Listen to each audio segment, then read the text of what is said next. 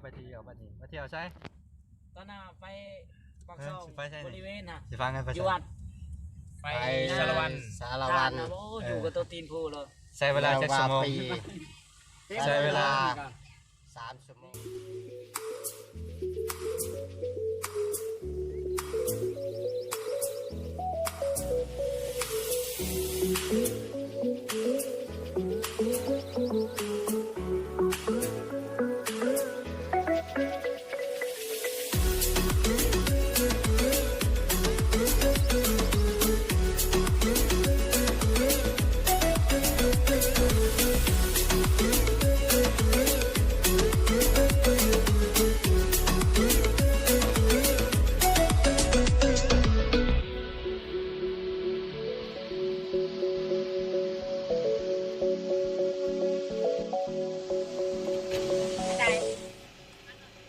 แต่เฮิงจอดถ่ายสิจ้า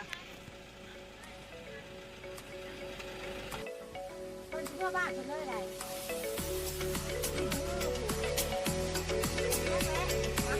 หน้าบ้านคนน่ะประมาณ80 ลังโอ้โหเลยถูกเจ้าเฮ็ดเสียงโทรมาว่ามีไผแน่ว่ะไปใส่ต่อนี่เดี๋ยวเราเห็นลงหล่น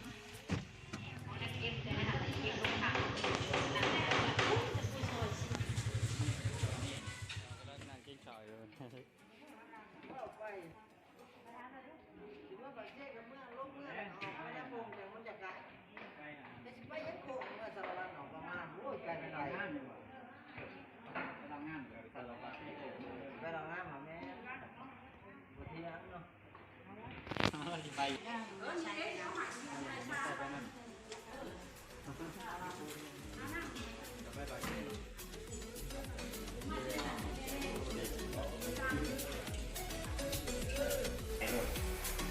ดีกว่าเดียวนะที่เปื่อยนะ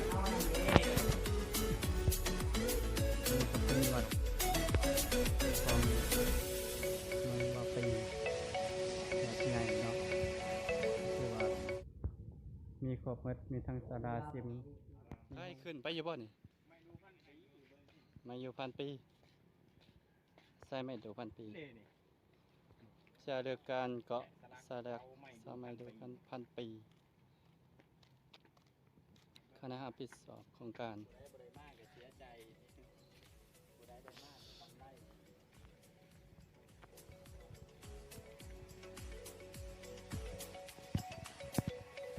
สูงกับ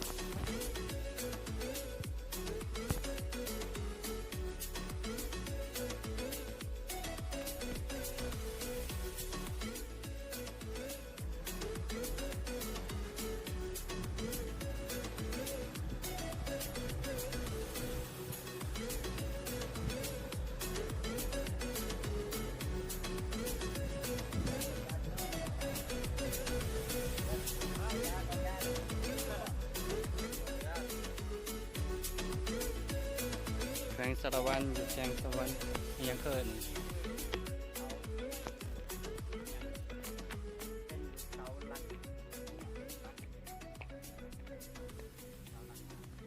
ฉบยาหลบได้อันนี้ก็เกิดก็เกิดสมัยอ่ะเข้าในโบราณก็เกิดก็ยายาใส่ยาแบบพวกเป็นนั่นน่ะใบใหม่เป็นอันนั้นยาแต่ก่อนเขาซอยใส่ดูขึ้นซ่านี่แหละ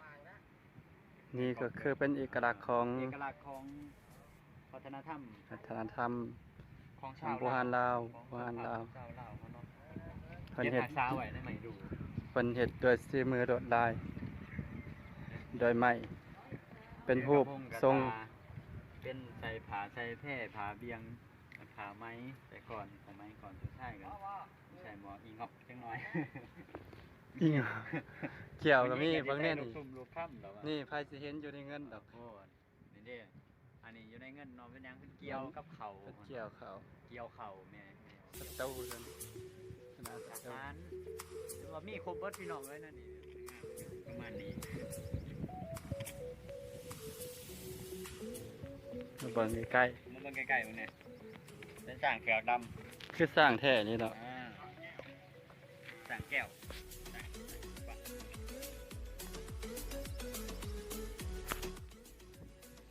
เป็นว่าอัตตะปื้อกี่ให้เนี่ย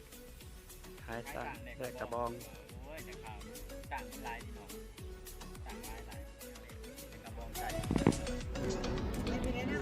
แม่นี่เดียวใจเลยนี่เรียกกันทำไมกันทำไม เลยครับสูงขนาดเลย มันขึ้นไปทั้งเครื่องเดียวลงมัน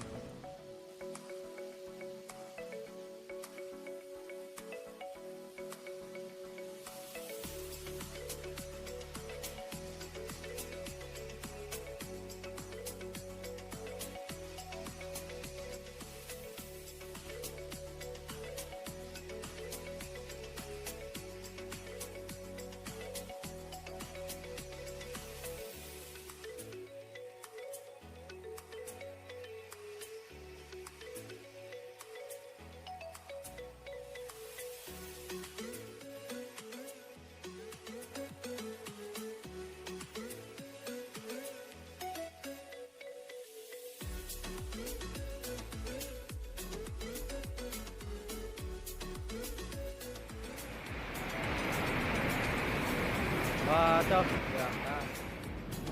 ตอนนี้มาอยู่ตาต่ออยู่ที่เมืองวาปีเมืองตาสันเผาอย่าฮึอันนี้เรือนเขา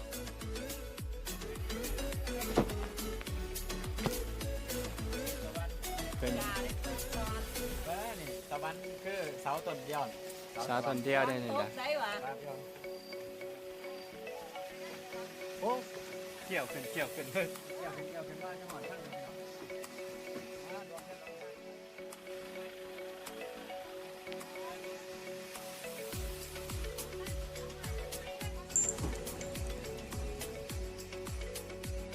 จะคู่คนใหม่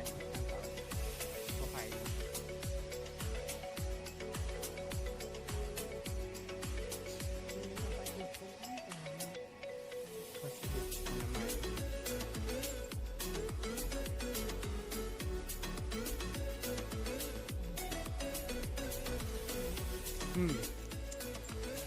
ตอนนี้ก็มาฮอดอยู่ที่ตาดยัง แล้ว ตาดยัง การพาสวม แล้วก็สวม การพาสวม ไปส้ม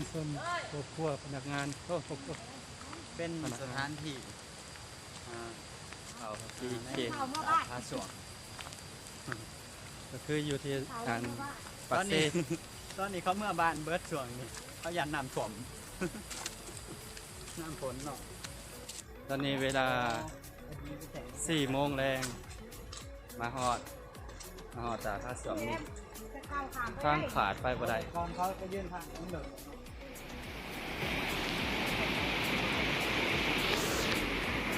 น้ำตกท่าสวม